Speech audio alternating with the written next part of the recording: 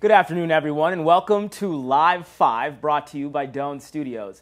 My name is Kennerly Benraty, and I'm your host. And we have on the show today Matt Franzen, Athletic Director here at Doane University. So what we'd like to do here at Live 5 is we take, over your lunch break, we sit down with the guests and give you an opportunity to kind of get to know them a little bit more with their role at Doane and then just on their personality as well. I'd like to let you all know we are taking the necessary precautions amidst the COVID-19 pandemic to ensure we are all safe and healthy.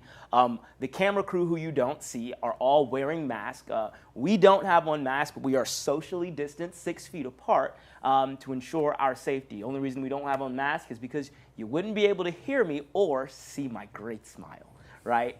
I hope that gave you a laugh. But let's get into the show today. Well, Matt, welcome. We're so happy to have you here in the studio. How are you doing today? I'm doing well. That's I'm doing good. well. Thanks for having me, and looking forward to our conversation. That's good. That's great. Well, we'll get right into things. Matt, you're the athletic director here at Doane. You're going on, this is year 3, going on year 3. Going on year 3, right? So can you give us an insight of what are fall sports going to look like? The elephant in the room. Everyone wants to know what are fall sports going to look like with COVID-19 kind of happening and all the adjustments we need to make. Right. Well, like everything with COVID-19 since March, things are developing quickly, and from week to week things will change and adjust. But where we are today, we've received guidance from the NAIA as far as what's going to be required for all of the NAIA sport athletic programs across the country. Yeah. Screening will be daily, so every athlete, every coach, every person affiliated with a program, so maybe an equipment manager, a filmer, they will undergo a daily screening for the symptoms that most of us are familiar with by now. And the other thing then is going to be mandatory testing. And in the NAIA, what the plan is within 5 days of the first competition, every athlete, coach, affiliated person will have to have a negative COVID test back and on record before they can compete at the beginning of the season. And then as the season begins, obviously the daily screening every day that there's a practice, a workout, any kind of team activity, everyone will have to go through the screening, and we're going to go through the year that way. And other than that, it'll be, and not getting into this far, but the same things that are going to happen with the student body as far as any symptoms need to be reported. And if somebody is symptomatic, a quarantine will follow, and we'll have the hospital ready for doctor's appointments as needed, and those sorts of things. So I guess that's what I can tell you here in July. There will be a couple more plans coming from the NAIA as things are adjusted to fit the needs of certain schools that are maybe more remote than we are here in Crete. But that's what we know right now. That's awesome. And it seems as things are starting to trickle down, because you see like professional sports kind of taking that same mode of testing, heavy testing at all times. And something personally I think is a bright spot when you think about how we have to adjust to this thing, is that in some of the sports, like baseball, for example, you've seen multiple teams have had athletes have positive tests, and the athletes have quarantined. Most of them have been asymptomatic, it seems, from what I've read. They've had positive tests, they've quarantined away from the team, they traced, did everything they needed to do. The teams have been able to continue practicing and stay on schedule. So it looks like there seems to be some sort of plan that might work. We don't know, right? Because, I think we all need to accept the fact that it's going to be something new every day with this thing until we really figure it out. But I think that speaks to human ingenuity and being able to move forward and things. So it's awesome that the NAIA has kind of come out with a structure and a plan to keep our athletes as safe as possible, because I know for a fact the athletes definitely want to compete, right? So that's got to be, we have to have something in place to ensure they're safe at all times. So that's great. Well, further, past, we know the COVID-19 and we have those steps in place, but looking on a more positive note, what can we be excited about fall sports coming up? Well, you're right, moving past COVID-19, which it seems like we haven't been able to even think past it much since March, but a few of our teams, and more specifically, we have a few athletes who I think, if things go as well as we hope, and they come back in shape and ready to go, that should really stand out. And Probably the most premier coming off of last season is in our men's cross country team. Alec Wick was the GPAC runner of the year last year. He won every GPAC cross country meet, including the conference championship, qualified for nationals, and he's outstanding. And he'll be a senior this year. Great. And so we're expecting big things from him. Yeah. And the team itself is I think will be good again. Women's soccer had a freshman goalie last year named Maddie Meredith, who will be obviously a sophomore this year. And she is a really special talent, and I think she's going to continue to develop and really good defender for Jen's soccer team, women's soccer team. In football, Isaiah Celestine, he made a preseason All-American team yesterday as a punt returner, as a return specialist, and he'll be a senior this next year. And I know football is expecting big things from Isaiah. And then tennis is a sport that plays both the fall and spring. Right. Now their conference schedule is heavy in the spring, but they do play a lot of matches and a schedule in the fall. And Jorge Chavez is our number one men's tennis player. Last year he qualified, first Doane player ever to qualify for the ITA national tournament.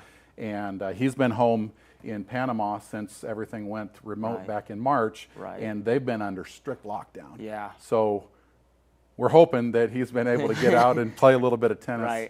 And obviously when he gets back to campus, that'll be on. But he's a really special talent on that team, and we're expecting him to really be out in front of the conference this year again in men's tennis. That's awesome. Yeah, I do know from that Panama tennis connection is something that's been long going here at Doane, and it was exciting to see Jorge kind of rise the ranks last year as a freshman and really kind of prove himself. It was exciting to see that, and you know, it's always exciting to see Doane sports. I think as a Doane alum, the tradition of rooting on Doane sports and whatever it is, you want them to win, you want them to do well, and so that's exciting. We have some exciting things happening this fall. I really hope football can turn that corner and make something really good happen this year. I was here the year we beat Morningside. That was awesome. It's fun to be a part of. To look at the GPAC and be a part of such a competitive NAIA conference, in just about every sport. I can't think of any sport where the NAIA, where the GPAC isn't competitive, and that's awesome.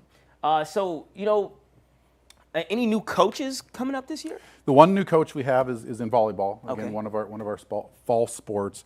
Jenna Jones is her name, and she came on board about about a month before COVID, and then she had a baby about 2 weeks before COVID. So we haven't seen much of her in the office for those reasons. Right. But she came over from Nebraska Wesleyan, so we won't judge her. No, you're right. And we weren't too proud to steal a good coach from there. Yeah. But it'll be her first head coaching venture. Awesome. And we're excited about that. And I think she'll inherit a good team with some good talent to work with and that's the only truly new head coach that we have in place now.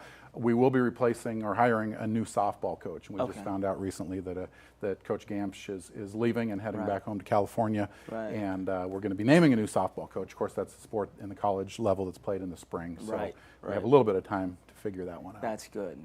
Well, that's awesome. There's some exciting things happening in the realm of fall athletics and just overall athletics at Doane. So why don't we go into kind of your background, kind of where you are now. You played football here. Mm-hmm. You're a Doane alum. You were the head ball coach, and now you're the athletic director. So kind of what has that experience been, that transition?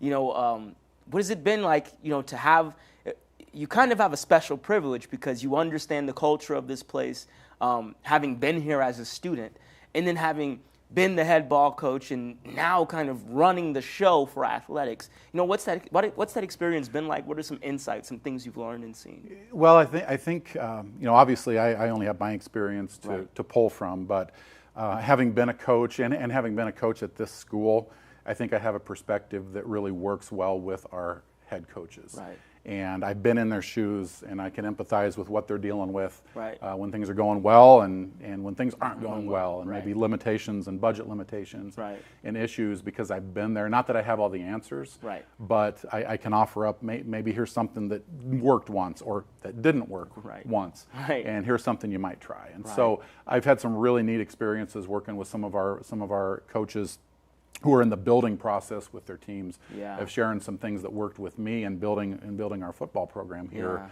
and our coaches have been receptive to those things. So that's been a good thing. Like any job, year 2 outside of COVID, the day-to-day, week-to-week routine felt a lot more smooth and natural than year 1. Right. In year 1, mistakes were made, and there were things that happened that just kind of blew my mind. Right. And in year 2, I had a little more foresight to maybe avoid some of those pitfalls. Right. And mostly maybe wasn't as surprised when things went haywire for a day or for a week or whatever the case may be. So year 3, I'm feeling, knock on wood, obviously you've got the whole COVID situation, the unknowns there, but feeling even more prepared to step into the 3rd year in the leadership role and try and continue to build the department, the program, and that way. What have you, I mean, through your experiences, I think it's important to note this, the role of sports at a liberal arts institution, right? Because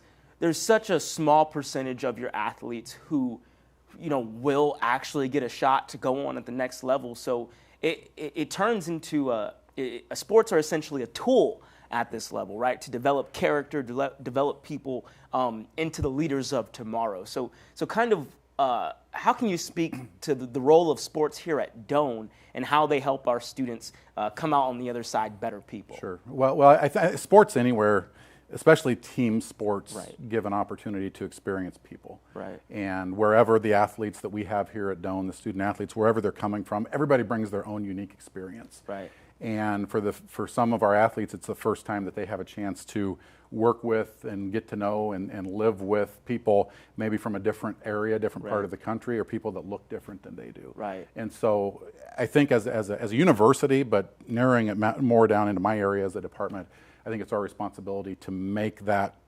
opportunity really work for everybody. Right. We're in a unique time right now, with obviously COVID, but with everything that's happened over the last couple months since George Floyd murdered. Right.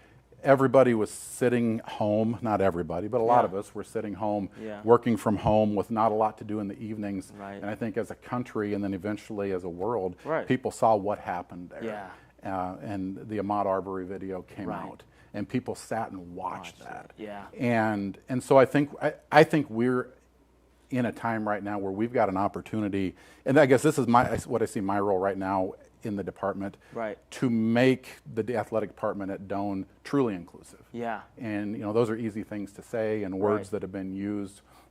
A few years ago, when the Me Too movement really hit nationally, with Susanna Rogan and the CAPE program, we put into play a sexual assault prevention program working specifically with the athletic teams, with the men's athletic teams. Right. And this will be the 3rd year that we're working that program, and it's gone well. Yeah. It's led to some tough conversations. Of course. Yeah. Not easy to really dig in, and there's pushback, but I think it's necessary for growth. Oh yeah. And I look at what's happening now with Black Lives Matter, and some of those, today's civil rights movement, and the time is now. And I think the door is open to really embrace and move forward and step through that door. Oh yeah. And so the last thing I'd share on that, and then we can move on. And this is my personal opinion. Looking back at history, we've seen or read or watched videos of Martin Luther King, Malcolm X, the peaceful demonstrations that Martin Luther King Jr. led. And for me, I look at that and I think, if I could go back to the 1960s and actually be there and be in that moment, there's no question that you would jump in right with him, because you know what's right. At the time, a lot of people who lived at that time didn't know. What's right, what's wrong, what's happening. But I think history judges that moment and says there was a right. And I think where we are now, it's the same moment. And so, I look at it, are we going to be on the right side of history? So what are we going to do? Not just words, but what actions are we going to take to really move forward and step into this opportunity? Yeah. And I mean, actually, I think it highlights, when you think of that moment in history, I mean, here on this campus, we were the undefeated football team of the late 60s, and what they went through by, bringing players from Port Arthur, Texas, from Chicago, Illinois, from all over, and integrating for the first time, and hearing stories, about, Fred Davis, right, and him getting off the bus in Kansas, and they were getting off a bus in Kansas to go into a track meet, I think, and they said, we don't serve those folks here, and Fred Biley said, well, I don't see any, and they got back on the bus and left. Moments like that where right here on this campus we had to deal with that, where people were forced to kind of be a little uncomfortable, right? Because growth is found at the intersection of uncomfortability, right? That's part of it, right? Yeah. Growth hurts. They say growing pains for a reason, right? So it's important, I think, to address those things, and especially the role sports play when you think about diversity and inclusion if we're getting real, a rural school in Nebraska, right? The main reason a lot of kids from different backgrounds and different colors come here is to play sports, right? It's an opportunity.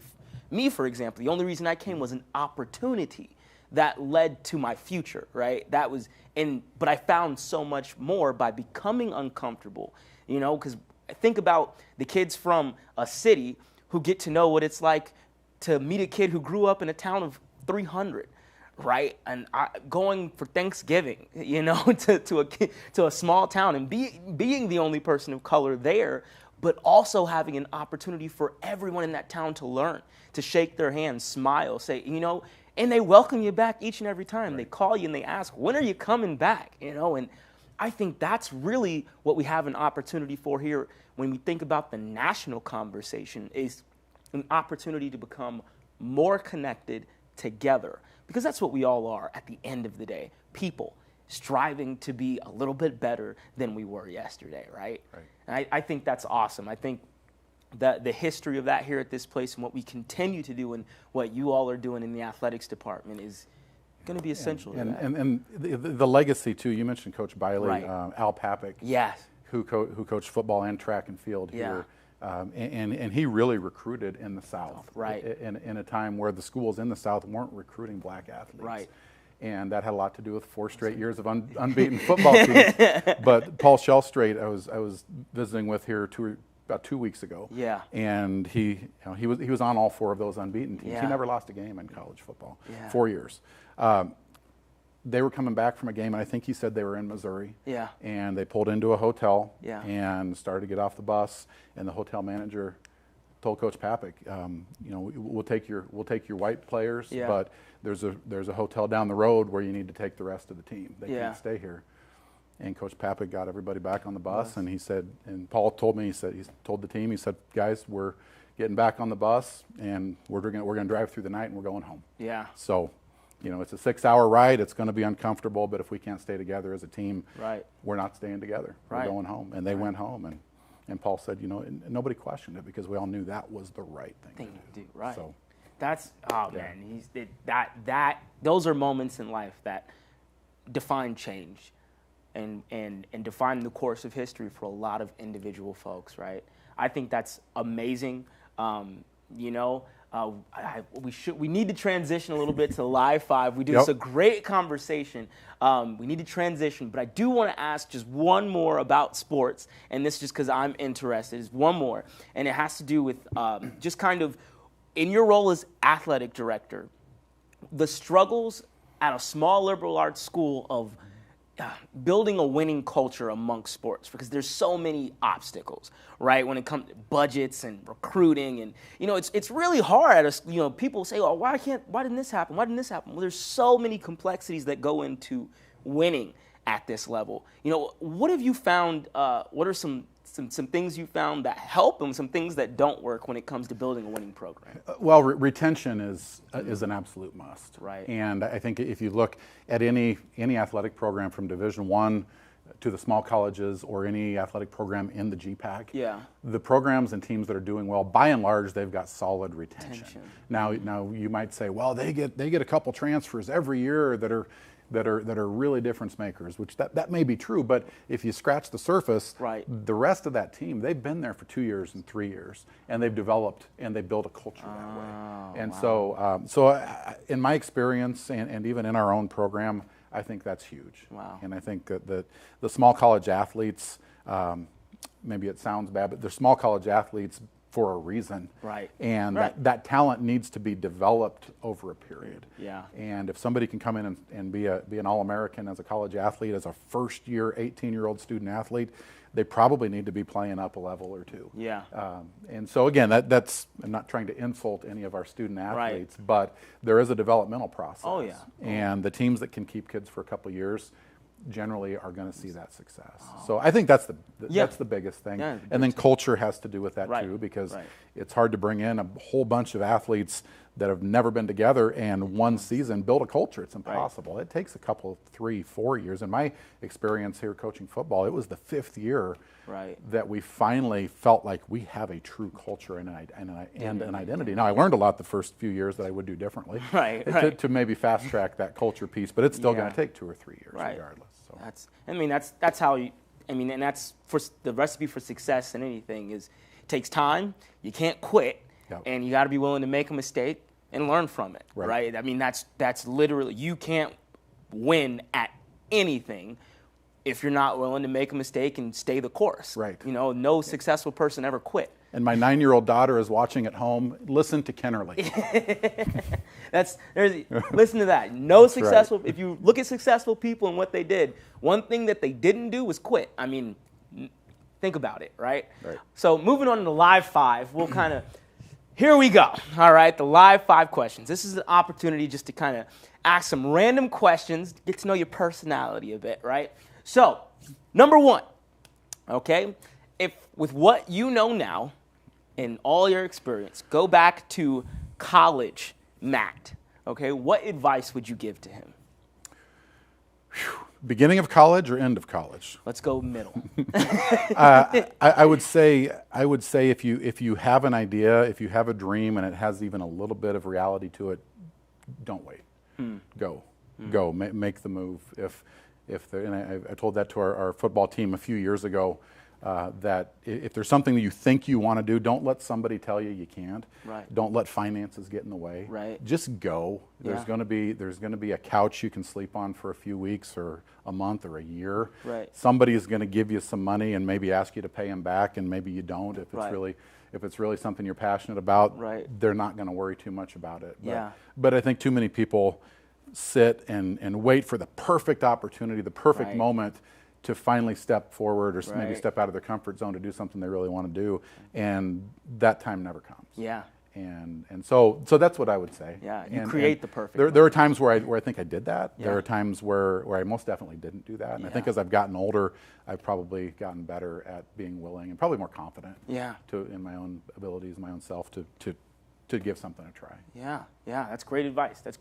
So we are at an institution of higher learning, and there's a lot of individuals who would like to consider themselves lifelong learners. I like to consider myself a lifelong learner. I learn something new. I try to learn something new just about every day. So what is the last thing you learned? The last thing I learned? Well, you know, it would probably have to do with our earlier conversation. I've been reading even before everything happened that George Floyd spurred along. Luis Sotelo, our vice president, head of diversity, equity, and inclusion, recommended a couple of books to me, but Why Do All the Black Kids Sit Together in the Cafeteria is one of them, and that's on every diversity reading list. And so that one was good. I wish I would have read it before or when I started coaching, because I think it really helps somebody who is in the majority understand what people who are underrepresented are going through personally, and especially coming to a school like Doane. You know, we want to be all of that, but we don't always stop and think about exactly what somebody's going through and maybe the struggles they're dealing with, because I never had to deal with those things. So anyway, so I would say some things I learned from that book. And if anybody's looking for a good read, you can find it on Amazon for $19.99 or paperback for probably $6. I also recommend Between the World and Me by Ta-Nehisi Coates. It's a tremendous read, short read, but the language he uses to describe the experience growing up in Prince George County, Virginia, which if you're from Virginia, you know all you have to say is Prince George County, and you know exactly what he means. So we have. Well, let's do this one first before we get into that question. So dealing with you've spent time dealing with students. Now you deal more with coaches and staff. And one thing that is, I think, unites us all here on a college campus is there are excuses. Everybody has one, right? What is the worst excuse you've ever heard? And you were a football coach, so I know you heard some good ones. Well, the worst one would have come from, and he will remain nameless, one of your fraternity brothers. Oh man, who ran into an issue, and it wasn't a big deal. It was a weekend, made a mistake as a weekend college student, and came up with this outlandish story of being chased by a German Shepherd and attacked and this, that, and the other. And the longer he talked, the worse it got, until finally I stopped and I said, hey, we need to call the police and get animal control down here, because what you're telling me, if this dog is on the loose in Crete, Nebraska, doing to people what this dog did to you, I can't hear this report and not pass it up the chain. So if you're comfortable with that, I'm gonna, and then pretty quickly you say, no, don't do that. So off the top of my head, that would probably be the worst one and comical. And it wasn't worth telling. It was something that most college kids make a mistake on a Saturday night. Right. Fess up, deal with it. We're gonna get through it. Right. But no, the rabid German Shepherd. That's hilarious. Okay, so we have this springtime tradition that everyone at Doane is pretty familiar with. From your perspective, what would you say is Stop Day? Now or in 1992? Stop Day is in either case. It looks different now than it did then, for the right reasons. But in either case, I think it's an opportunity for the Doane community to come together and let the stresses of the academics go. Right. Let that go for the day. Yeah. There are campus rivalries between Greek groups, or maybe between athletic teams, or whatever it might be. And for that day, just let's all just relax and have some fun.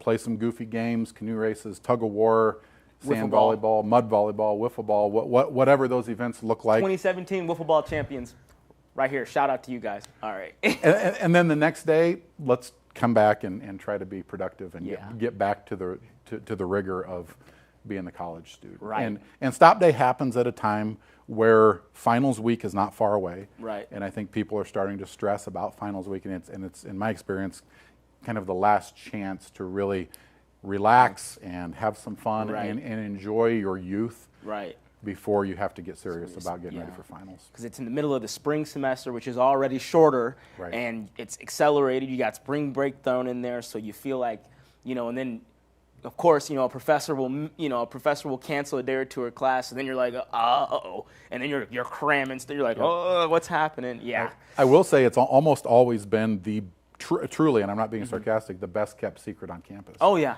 Because I as the athletic director, I can't find out. I'll try. Yeah. Because we have things going on, and coaches need to know. Oh yeah. And I'll try, and no. We got pretty creative as students. Yep. I will say, especially some of the guys in my fraternity, they were, smarter than what you thought they were when it came to trying to figure out when the day of stopping was, and we never cracked it. I'll tell you that. Right. We even tried to follow, the student body president around secretly, and like taking notes and who they're talking to, and trying to never worked out. I felt like some of the administration they were talking to knew people were watching and would use code words, and we were trying to decipher. It never worked out. Never worked out. So with that being said, what part of your day would you like to stop? Stop altogether? Yeah. Good question. I would probably say bedtime, because I have a 6-year-old that doesn't handle it well. But you're probably speaking more professionally. Well, yeah, I mean, bedtime counts. Yeah, no, that's the difficult part. Now, Yeah. after girls are in bed, I can finally sit back and relax. But, Yeah. but that would probably be the one. I mean, Yeah. I like my routine. Yeah. I work out a few times a week in the morning, and it's nice to stop the workout, but not until it's finished. Right. And then it's that good burn that you actually accomplish something. Yeah, yeah. But those are the main things. Yeah. Email, just like most people who work behind a desk at all. Yeah. In a lot of days, I'll have 3 or 4 things that, you know what, I'm really going to get this done. I'm going to get this done by noon. Yeah. And then you open up your email. Oh, yeah. Right. Yeah. And so professionally, I would say the email Emails, thing really yeah. gets in the way. But I just like most of us, I've got the device in my pocket, and I'm checking email many times a day, Yeah. even when I'm trying to take a day off or maybe be on vacation. Right. I'm still glancing just to make sure nothing's blowing up back at Right. the office. Yeah. So Yeah. anyway, it is what it is. But Yeah. if I had to answer one thing, I guess the email thing. Yeah. Would be. I would stop the homework. I'm finishing the master's. I went right into it after graduation, so it feels like I just been continuously in school for the past 6 years. Yep. And I've reached a point. I am 3 credits away from being done, and I'm just so done. Like, I'm sick of it. Once you're out in the world getting experience, you start to learn, like, well, this is now common sense because, like, I work, so it's like I knew that. But now I have a word to call it. So now it's like, okay, this homework feels pointless a little bit. But you got all these things going on in your head. You want some free time, but you don't have it. And it's just like, I can't wait for that to be done. I think that's the part of my day I would stop. I think I would stop, I would stop COVID because I want to get on the road again. Yeah. That's what I would stop because Wow. that's a big part of my job is to be traveling, and I haven't been able to. So that's in my realm. But other than that, I think that's kind of all we have. We'll transition to some of our live questions here. We have a good one from Kelly, it seems. So what restrictions will be placed on spectators to events at sporting events this fall? Right. So we don't know that yet. Okay. We're starting to look at what some other sports are doing, minor league baseball, that Right. sort of thing. Right. And most sports are having distancing in the bleachers. Yeah. Setting up the bleachers where every other row is used, and then there's 6 feet distance between groups. So to figure out a way that a family can sit together, a Right. family of 4 people, no reason they can't sit together at a football or volleyball game, but Right. you have to have the distance before the next group, Right. and what that will look like. There will be people at events that don't see the need to wear a mask or a face covering. To say that we're gonna remove people from an arena or from a stadium who aren't wearing a mask based on sheer number, Right. I don't think that's realistic. So to figure out a way to have a safe place for people who need to socially distance, wear a mask so they can watch their grandkids play, Right. and still providing a space where spectators can be in and stay within the state guidelines, the CDC guidelines on numbers. Yeah. So I'm rambling a little bit because Right. we haven't made those decisions yet. Right. The NAIA is going to come out with some more guidance, Yeah. but they're saying probably not until about August 15th. Okay. And I think what they're doing is they're watching the national climate Right. and what's going on across the country Right. with rates spiking. Yeah. Right now, today, it would look a lot different in Crete, Nebraska versus Houston or Miami. Right. If we're hosting events in those cities, there would be no spectators. Right. There probably would not be Right.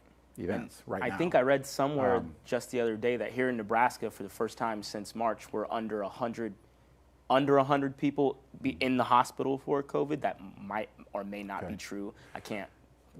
Don't take me verbatim, but yeah, I think I read somewhere that I need to research it more. But Well, and the Nebraska Shrine Bowl will be played this Saturday. it will be okay. Now that's still 48 hours away. Right. But it's on plan from what I've seen on the news anyway. Yeah. They've done the whole thing at UNK Yeah. in Kearney. Yeah. Normally they come to Crete for a week, and Yeah. didn't this year. That wasn't going to work. They wanted to put everybody in one spot spot, so they right. could test everybody out Makes right out sense. of the gate and keep Yeah. them there.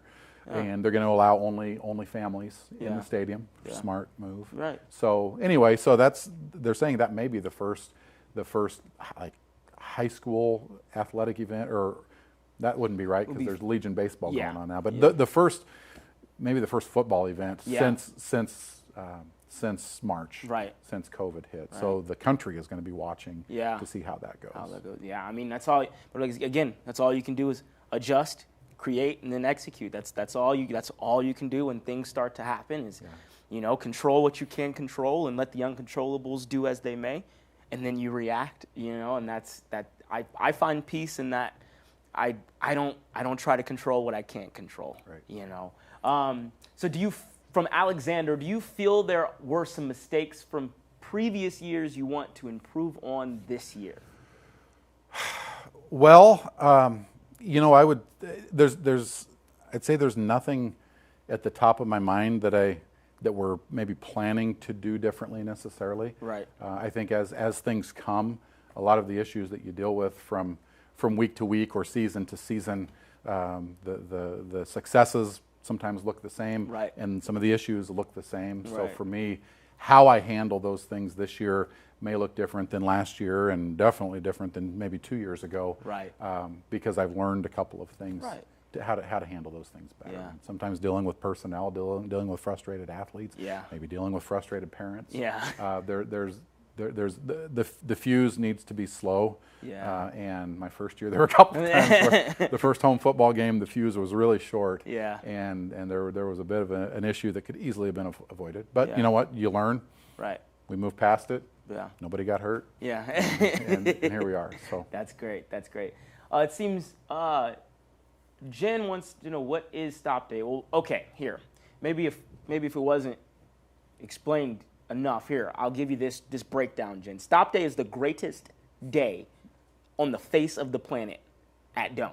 Okay, it's just that simple. What happens is the student class body president comes into the cafeteria the Stop Day eve and goes at dinner and goes, "It's Stop Day." Everyone then immediately stands up and they run in the room and study. It's like, I'm just playing. What you do is you run and sign up for all the games they have going on, usually that night. So there's usually like wiffle ball, kickball, all types of fun and activities. So you go compete, you go win if you're a winner, or you lose if you're a loser. I don't know. That's for you to determine. And then the next day, there's a bunch of events going on. There's no class that day, so it's usually in the middle of the week when there'd normally be class.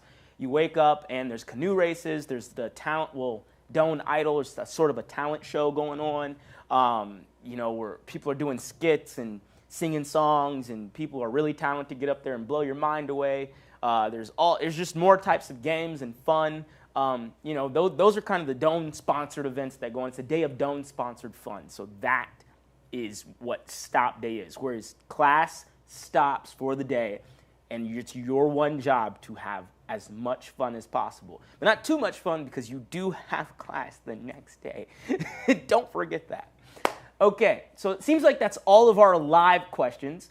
So we went through our live 5. We had our live questions. We had a wonderful talk about Doane athletics this fall and the culture. Matt, I'd like to thank you for being on the show first and foremost. It was a pleasure to have you. I think we had a great conversation. To all you out there who are watching, listening, whatever you may be doing, I hope you have a wonderful rest of the day. If you're an alum and you're watching, please support Doane in any way that you can with your time, finances, or just pray for us, because everybody needs a little bit of that in these times of uncertainty. So I hope you all have a wonderful rest of the day. I'm your host, Kennerly Benraty, and we will catch you next week on Live 5.